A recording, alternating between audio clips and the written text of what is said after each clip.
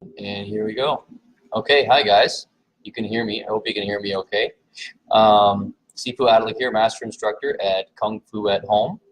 And I just wanted to make this video here. We're just wrapping up our classes for the end of the night, cleaning up the school, and I wanted to make a quick little video to talk to you about something I hear a lot on the internet. I want to talk about how when people say certain techniques are dangerous.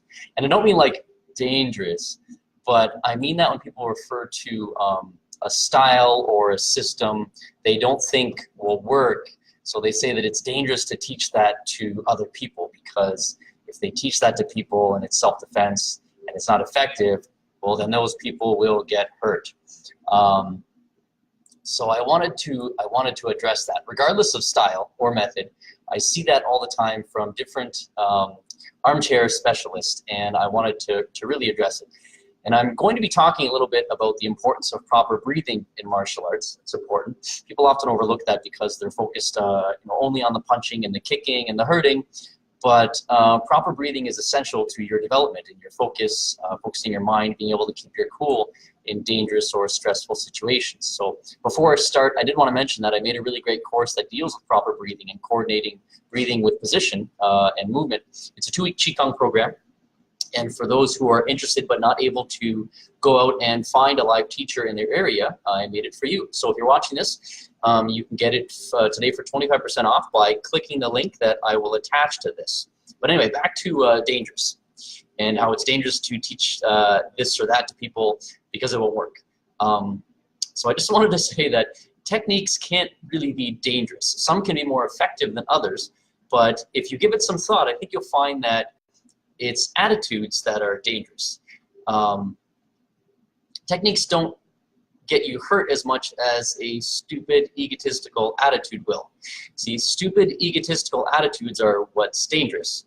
And the other thing that is dangerous is the attackers. Attackers are also dangerous, but most often it's the attitude that will get you hurt or you killed.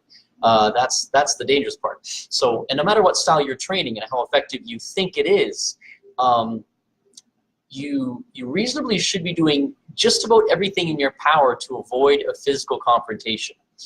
If you think you have the right technique and you use it and you're doing something different than you otherwise would because your ego feels empowered by some technique or some method, well, then that's really the dangerous part, right? You're acting differently because you think you think very highly of yourself. You got to remember that anyone can be beaten at any time by anybody, and in real life there are just too many random factors that are involved to walk around with a egotistical level of certainty. And oh, hey, Dave's here. Hey, Dave, how's it going? Anyone can slip, fall, hit their head, die. That's dangerous. The legal troubles that you get into after a fight are terrible. That can be really dangerous. Going to jail for fighting, for violence, that's dangerous. The tough guys always like to say that style won't work and it's dangerous for the practitioner. But if you want to know what the best style of martial art for self-defense is, you really want to know the best style for martial art for self-defense, I'll tell you. It's the one that you actually train consistently. Just talk to me, second line. Yeah, exactly. It's a very good point. Your mannerisms are your second line of defense. Hey, I'm going to get to that in a second.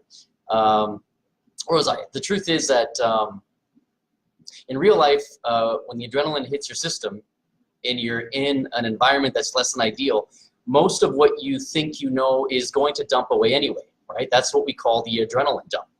The best thing you can do to avoid that adrenaline dump is try to train in that adrenalized state once in a while at least. And the second best thing you can do is to control your breathing, since that will keep you in a mindful state where you don't clam up when the adrenaline dump hits you under extreme stress.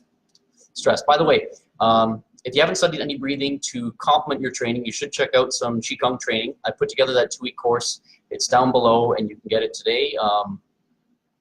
Click the link there. But the big question is, back to the big question. So if you're saying that it doesn't matter the style, it won't help you, well then why bother training martial arts? And it's a decent point, but the truth is when you train martial arts, what improves is your balance, your speed, your coordination, your footwork, your confidence, your discipline, your focus, and also your respect, which keeps you out of a lot of trouble.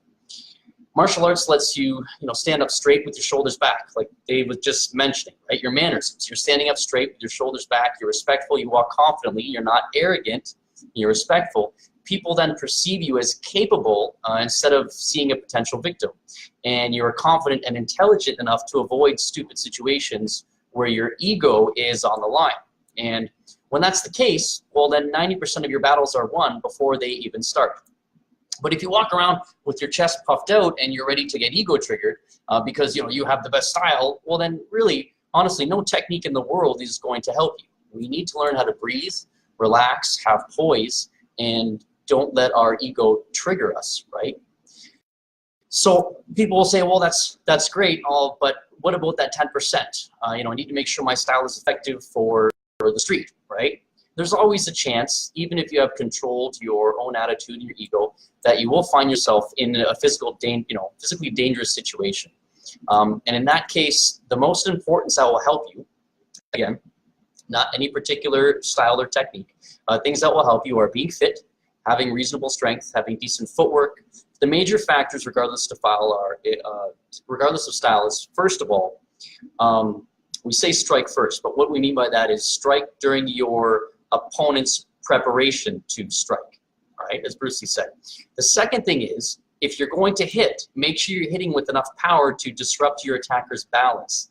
And the third thing is, strike continuously. Pretty much every martial arts style has the ability to do this as long as you train it consistently, right? So what's the best style? The best style is the one you train consistently. Just, like I said, don't forget to breathe. So in closing, to wrap that up, I would like to ask you guys, take your training seriously. Don't be concerned when people comment on your style or techniques and say dumb negative things, especially online. High-level masters and practitioners, the ones that you really want to hear from and you want advice from, the ones with respectable and valuable opinions, they're not in the comment section of martial arts videos saying that technique won't work and this one won't work. That's dangerous to teach. They're not doing that. They're out training serious people, and they're looking for people that have potential, right? That want to work really hard, and not just rely on the secret technique, right? People that leave little ignorant comments are little ignorant people. Just keep your own training up, and as long as you're committed, you'll learn and develop better ways of doing it over time. But the world doesn't lack another martial arts technique. It lacks a commitment to dedication, right? It doesn't lack, it does definitely not lack ignorant little comments in comment sections. It lacks people that push forward with conviction with what they believe in, regardless of what little people say. So please keep that in mind and keep plugging away. And thanks for watching this. I really appreciate your support and your feedback so far. It's appreciated, and if you have any questions, just put that in the comment section. Again, don't forget, if you haven't factored in enough proper breathing into your martial arts training, you can't find a local Qigong practitioner to teach you, then check out my 2-week course below, click on it, and it's got that 25% off deal, and it's very useful for you regardless of what style you're training. All right, thanks for watching, guys, and have a great night. I'll talk to you soon.